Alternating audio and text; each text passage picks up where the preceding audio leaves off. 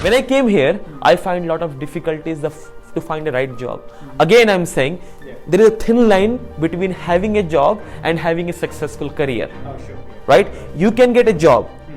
I'm not saying that doing odd job is bad thing. You can get a job, but there is a difference between having a job and having success.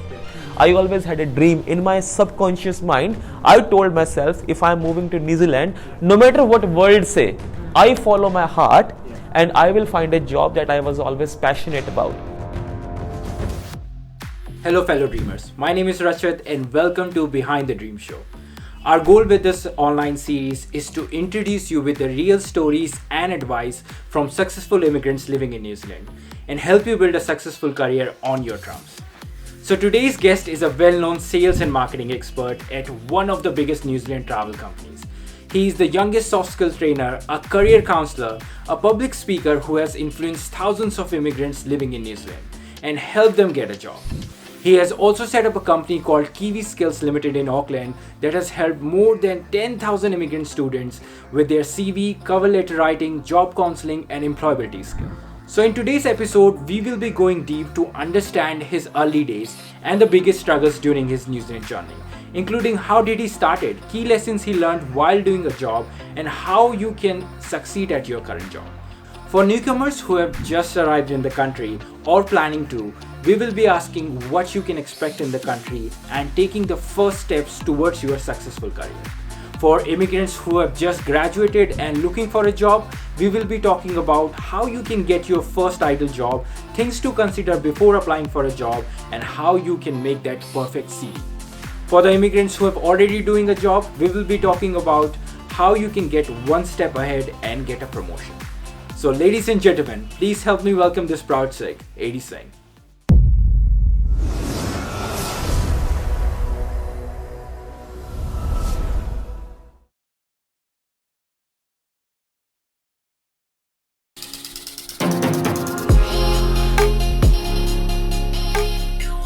We have all heard the success you have been having. You've been traveling all over the world and living the lavish life that we all people wish for. So at this stage of life, how do you feel? Well, I'm feeling very blessed and I'm feeling thankful to everything that I have got in my life today.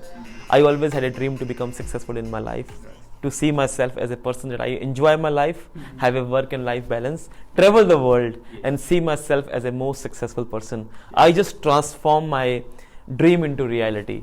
And the best part is when you know that you are happy with your life, when you know that you are happy with your job, when you know that you are happy with your profession, and when you know that you are making other people happy as well with your own business and profession, that is the happiest moment that you get up from the bed every day and you tell yourself, yes, you have done something great to yourself and to the people as well. That is the happiest moment. And I'm thankful and I'm blessed for everything I've got and to everyone who been so supportive towards me and my career. To start with my story, when I was 18 years of age, I always had a dream that I want to travel the world. I want to see myself sitting on a desk and using laptop and making project report and talking with people, sharing my ideas, doing public speaking, motivating people. On that time, I was too immature to see whether I can really fulfill my dream or not, you know. The person who believes on me, that was my mother. She always inspired me with my stupid ideas. Even my ideas were stupid. She always said, son, you can do it. You can do it. It's just a matter of your mindset. And she keeps saying to me, trust yourself. You can do it. After 20 rejections, I failed 20 times before I become successful. I managed to get a job in Make My Trip, India's biggest travel company, where I get a chance to work in travel business. And I was selling holidays, talking with people, traveling India on that time. You know, I love traveling, as I mentioned to you. I start my career traveling first India, and India has so many things to explore actually. So that was the biggest turning point in India before I moved to overseas. That was the turning point of. It took me 10 years to follow my heart. It took me 10 years to convert my dream into reality. But those 10 years, there was lots of ups and downs. There were lots of failures and challenges that I failed to become successful. But today, I'm very happy. When I look back, I look back and I see how much I have achieved. I look back and I told myself, this is what I have overcome.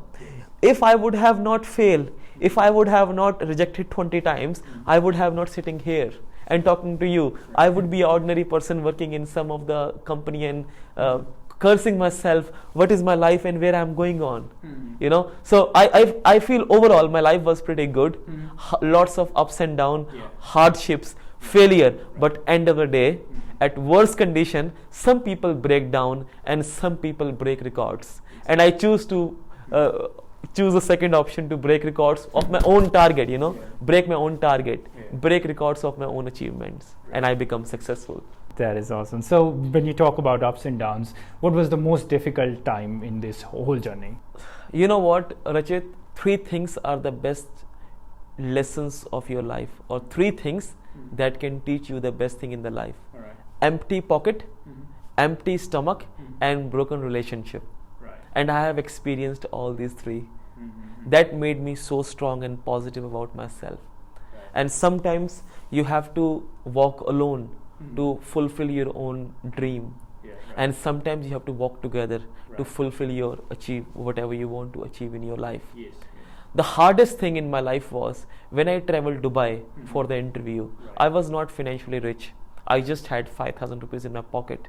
On that particular time, I don't have right logistics to accommodate myself. I remember I went to temple, Sikh temple, to had 3 times meal for 1 week. Every day morning and afternoon and evening I used to go to temple and pray, and I used to go for the interview. And there was a time that I slept in youth center on volunteer basis.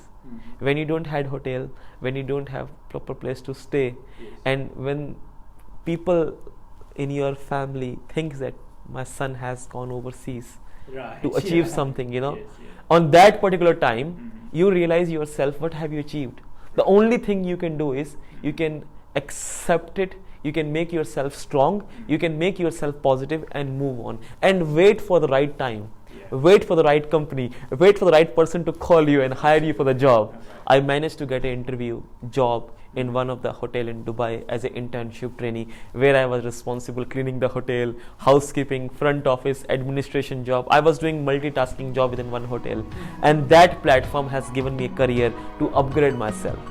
And that was the best time. In my difficulty time, I find that was the best time.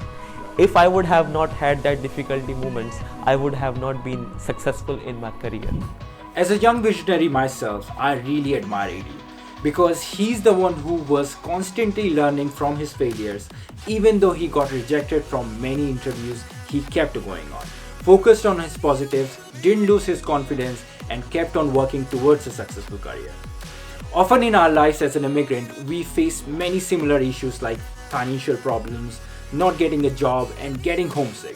But you always have that one choice like AD. Keep on learning and focus on your positives. So in the next segment, we are going to discuss some really important information and steps for newbies that will help you get a good start, and we will be also going deep and understand how to apply for the right jobs and get the interview call. 4.5 years ago, I moved to New Zealand. And like everyone said, it's 4.5 million population, small economy, beautiful country, less opportunities. Everyone's have different stories. When I moved to New Zealand, I had a plan B in my mind always. That if I will not be able to find a job that I was dreaming about, I will have plan B. And the plan B was encashing your skills. It took me 8 years to polish my skills. To start this conversation, I want to mention that whenever I go to any country for my job, I joined various NGOs as a volunteer. For example, YMCA, YWCA, Law and Rotary, Red Discovery, these organizations I joined with. So what I do was I was helping the youth to help them for a counseling, motivational counseling. Helping them getting jobs in their own career, you know. And what I did was I was just boosting them that you can do it, you know. I think that 8 years of my skills worked well in New Zealand. When I decided to move to New Zealand, I had a plan A and plan B, you know, and your plan B should always work.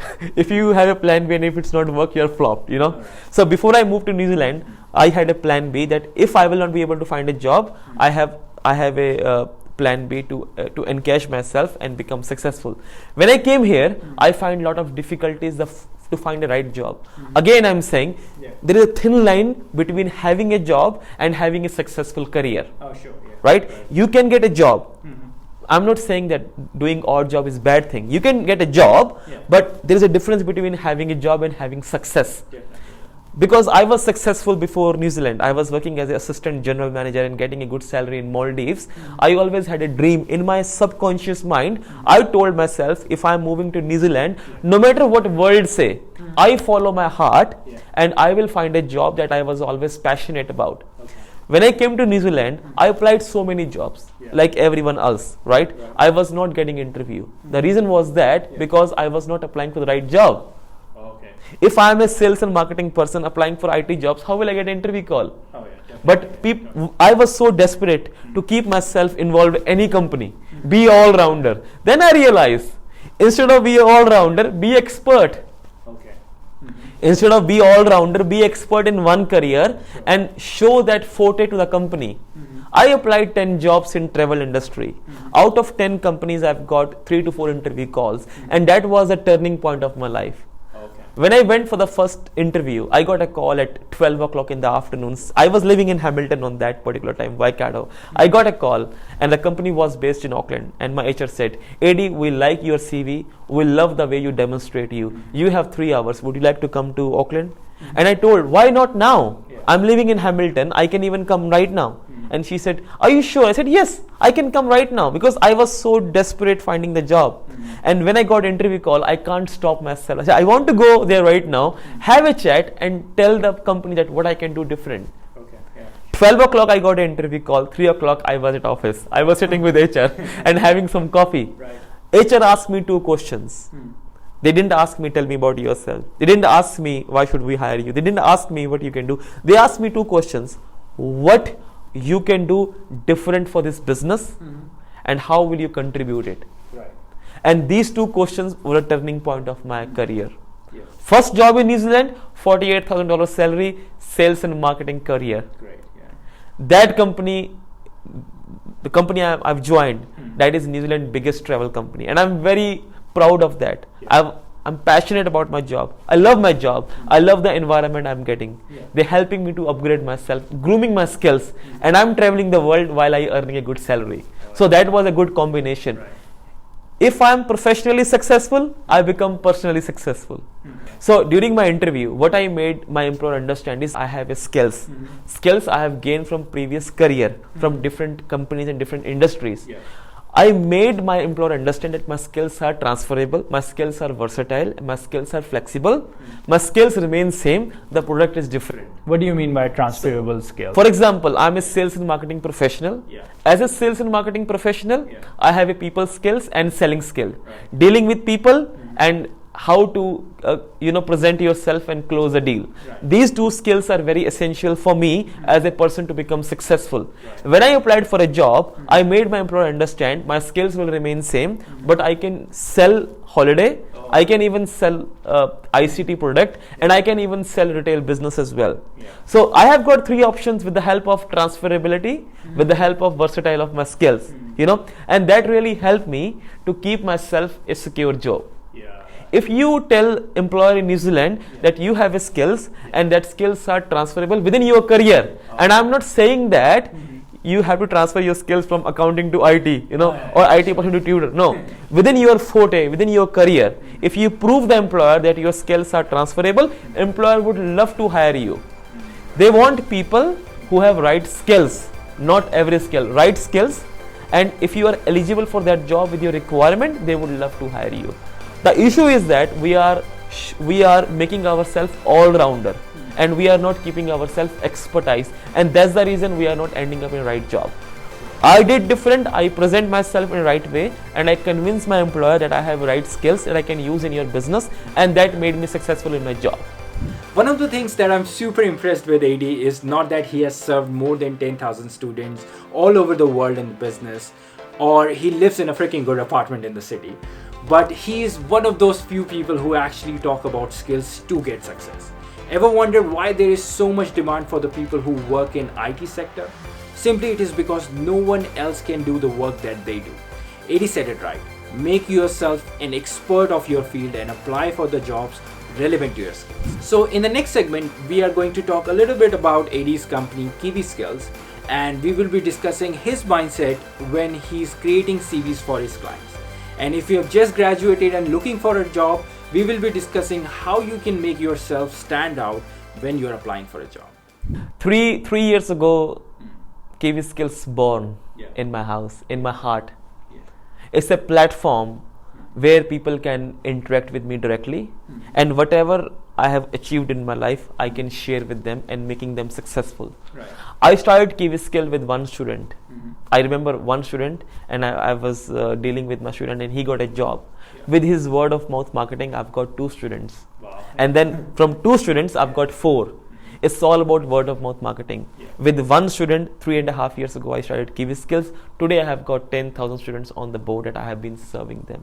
And not only New Zealand, Australia, Canada, US, India, all over the world, they have been asking me to helping them in their CVs. Well, to be honest with you, the secret of CV, everyone who are getting job with my CV, the secret of success is, I simply think one thing, Yeah.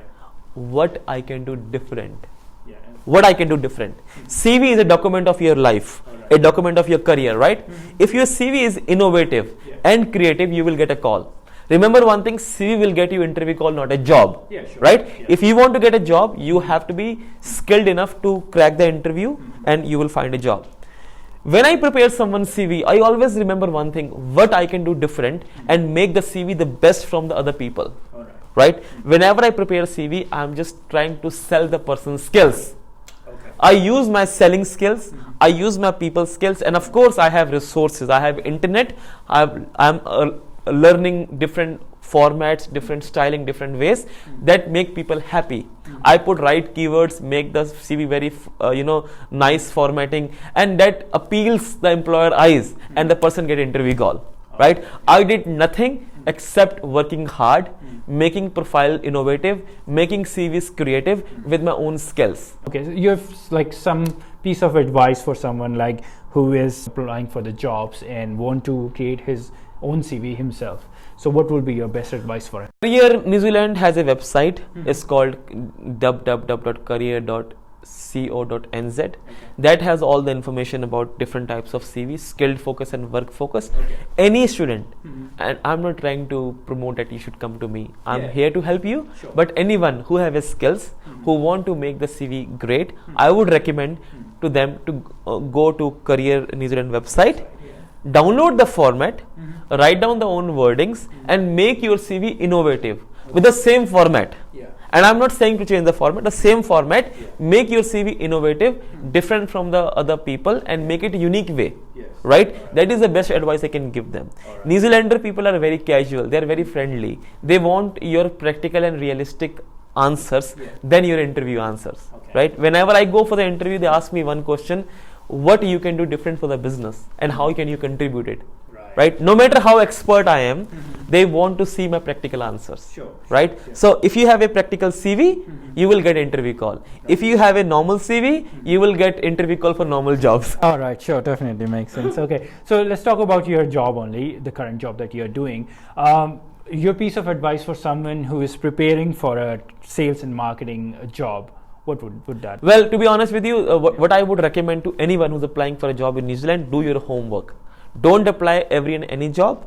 Make yourself comfortable within the area. What do you mean do your homework? So before they apply for any sort of job in any industry, I want someone to understand about the industry, the market, the clientele.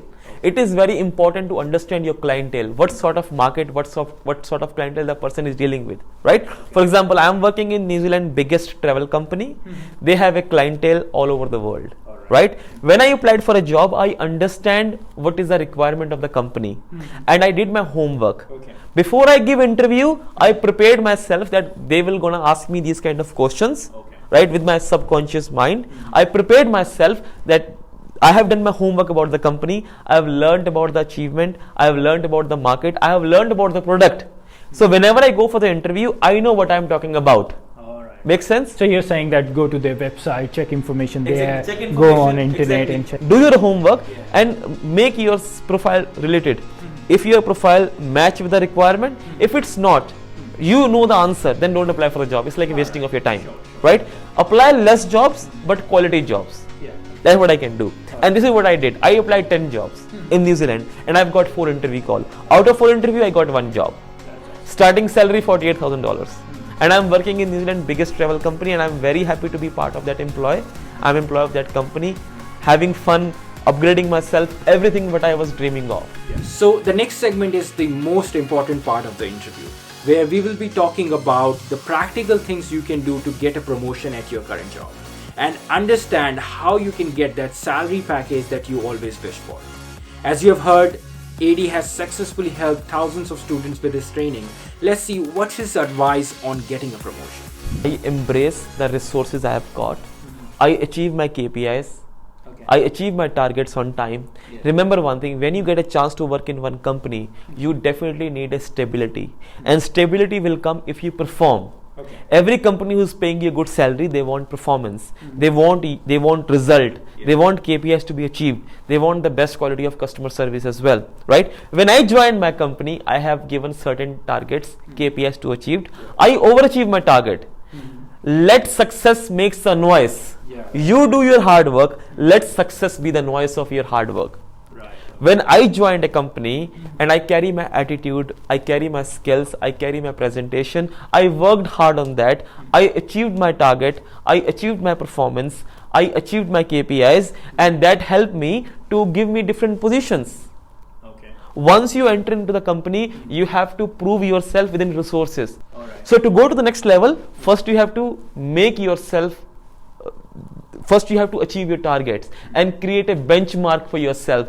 Set an example for others. All I have to do is achieve, stay focused, remain positive, and have a goal, have a vision to move ahead in my career. So what do you think, what are the must-have qualities you need to get a promotion? Well, the must-have qualities, the first thing you have to do is positive mindset. Positivity towards yourself, dedication, loyalty, hard work, and honesty towards your business. Right? These 5 skills are very essential for you personally. Professionally, you need to be socialized with the people. You need to have a socialized contact within your company by having coffees with your subordinates, by going out for social activities. That gives you a platform to have a space for yourself, and then you will be having comfortable to talk with anyone. So professionally and personally, both skills are required to become successful in your area or in your position, and that will give you a space to move on in your career. How do we create healthy relationship in our organization? Like, how do we approach our, like, not only subordinates but superiors also? I think the answer I would like to mention this is, do your hard work and let success to be the noise of your hard work. Right? When you perform something, when you achieve something, you create benchmark for yourself. You create a platform for yourself. Then the entire world follow you. Right? Today I'm AD Singh. I'm sitting here because I have done hard work. I have achieved something different in my career. I maintain a benchmark. I make a platform where the people want to follow me and they want to learn from me. Right? The same thing applicable for your job also. You need to make your approach very professionally, that achieve your targets, achieve your goal, and know your vision and have a clear thoughts. Right? When you achieve your vision, when you achieve your goal, then the people start following you. Right? That performance, that achievement will give you space to talk with anyone easily, open conversation. Right? That will make you enough comfortable to talk with anyone and start any kind of conversation and move on with that area. Okay, I guess the problem we immigrants have right now is we don't know how to really approach our superiors. Let's say if I have got an idea and I want to share with my owner or the director or anyone working at the highest level, how do I approach him? What's the best way? To answer this question, the one thing I want to mention that people in New Zealand are very friendly. They're very casual. I think they are the most relaxed and kind people I have ever seen. I'm blessed that I've been working with such nice people. Whenever I have idea, what I do is, because I am performing well, people know me as a AD Singh performing well in their job. So if I go to my boss or anyone, they know me already what I am doing for the business. Right? So if any ideas come to me, the first thing I do is I always chat my boss, I would like to have a coffee with you. Send an email or chat. We have a Google chat system in our office, a professional employee system. We always send email that I would like to have a coffee with you, because I have a space. I create with my performance and hard work. Other person know they are referring to AD Singh, the person who's been working hard. They would definitely listen to you. you need in order to share your idea, you need to create a space, a open conversation space by working hard and go out for a coffee, socialize yourself and get out of the box. You have to be out of the box and interact with everyone. Right, and I'm not saying that socializing means clubbing. Everything is important, right? Socializing means talking with people, interacting with them, putting yourself on their shoe, and making yourself and themselves comfortable, and create a space to have a healthy and open conversation. Then you can share any ideas easily. When we talk about promotions and like salary rise, I think one of the things that comes into the picture is negotiation, like negotiation skills. So what would be the best way, or how do I learn these negotiation skills when it comes to, like, I want to go and ask my employer, I want more salary. How do I do that? I think this is my favorite question and I would love to answer this question. To negotiate with any employer or anyone, you need to have facts and figures with you. When you perform, when you achieve something, you have data, you have factuals, right? To start any negotiation, you need to know your facts and figures. Your performance, your activities, your achievement towards that business will give you a confidence level to negotiate and start a conversation. When you have a ground of achievement, when you have a ground of performance, when you have a ground of achieving your target, right, you make yourself comfortable enough to start a conversation. Right? For example, I am working in a company, right? My next level is manager level, for example, and I am looking for a salary of $75,000. How would I start $75,000? Exactly. But however, if I have a factuals with me, if I will, let's make it clear. What are the factuals? Factual means whatever targets I have achieved, I need to have in writing. Whatever my client have appreciated about my services, I have to be in writing. I should know my targets in my hand. I should know all the important information in my mind. Whenever I go to my HR or respective boss, I should have these targets as a ground, as a platform to start the conversation. Right? When you start negotiation, you know where you're coming from, what you have achieved. That will create a positive vibration between you and the person to start a negotiation, right? And when you give a figure to the boss that you are looking for this salary on the basis of what you have achieved, it will make other person think that this person is performing very hard. It is easy for me to increase the salary because he's working very hard, right? If I will increase his salary, he will work more harder after that. Makes sense what I'm saying? So you should know your targets in hand, in mind, before you approach for the negotiation. And you should know your values and achievement, what you have achieved for that business or organization. That was the truest thing ever said. First of all, embrace your position at the company. And whatever you do, do it with 100% passion. Great ideas given by AD. Create a sheet of your achievements, give the best performance at your job, make healthy relations with your colleagues, and then eventually you will have the leverage to walk to your employer and ask him for a well-deserved promotion. You can show him what you have done for the company in the past and tell him your vision for what more you can do in the future if you get a chance to go to the next level. What are the most common mistakes do you see immigrants making while applying for the job? Well, I would say the most common mistakes that people do in my what I have observed in my business, mistakes in terms of CV and mistakes in terms of interview, I would like to categorize into two different categories. In CV, either they are overqualified or they are underqualified, right? And once they get an interview call for the reason that they applied for a job in a nice way, they are not able to crack the interview, right? Even they manage to get a good CV, they manage to crack the interview, they have a fear of failure and fear of success. What if I will get a job? How will I handle a target? What if I will not get a job? I will have to go back. This fear mindset has minimized their knowledge, minimized their expertise. The first thing they have to do is they should not overqualified and underqualify for that job. They need to be themselves, right? They need to be themselves. They need to prove themselves that this job, this CV is perfect for this job. And at the same time, they need to work on their communication. I have seen so many people, they are highly educated, intelligent, genius, great, but their communication level is not strong enough to convince the employer. For example, if I have done PhD or if I am an IT professional and having experience of 10 years, if I don't know how to present my 10 years experience, if I don't make a noise of my 10 years experience, how would I make other person convinced and comfortable having me in their career? Make sense? So the mistakes are in CV, they are underqualifying and overqualifying, and after they get a job, they are not able to present themselves in the interview. And even after they get a interview clear, they are not able to perform well because they are not keeping themselves out of the box. Right. Okay. They always have a fear. The moment they will break three things, presentation of CV, if they work on their interview skills and communication skills, and if they remove the fear, they will be a successful person in any business, in any career of New Zealand. Does that make sense? Definitely, totally makes sense. Okay, so I guess my last question would be, what is your one big advice for all the immigrants living here? The one big advice for everyone is follow their own voice, what the heart says. If your heart says that this job is made for you, no one in the world can take the job except yourself. When you work hard for that job, the universe, the law of attraction will do everything to make you successful. The thing is that you have to keep moving on with right vision. You should know your goals. You should know your thoughts, and you should know how to convert your thoughts into reality.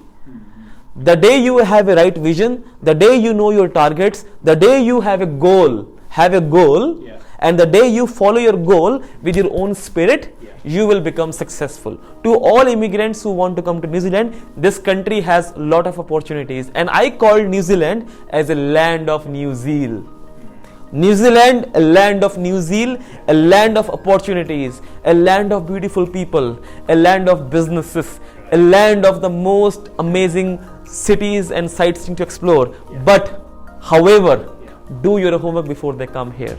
If you have skills, if your communication skills are very strong, if you are educated, if you have a different, innovative and creative skills, you will become successful. Otherwise, no point of spending a lot of money in New Zealand. People will call you crazy, people will call me crazy, but those who are crazy enough, they are the one who change the world. Alright, fellow dreamers, thank you so much to see this episode. Hopefully you took some great takeaways from this. AD is definitely a leading expert when it comes to sales and marketing and job consulting.